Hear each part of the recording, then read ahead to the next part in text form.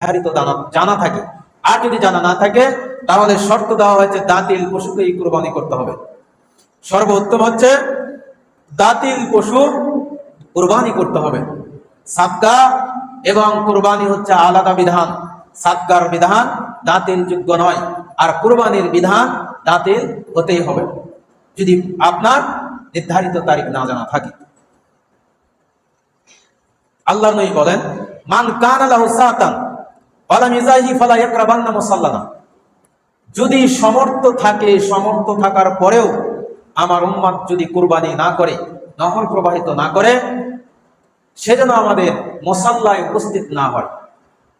কোরআন ভাষায় আল্লাহ নবী বলেছেন, মান কানা লাহু সাতান ওয়ালা মিজাহি ফালা ইয়াকরাবান্না মুসাল্লানা। যে ব্যক্তি নহরের দিনে কুরবানি করলো না, পরিবারের পক্ষ থেকে একটি পশুকে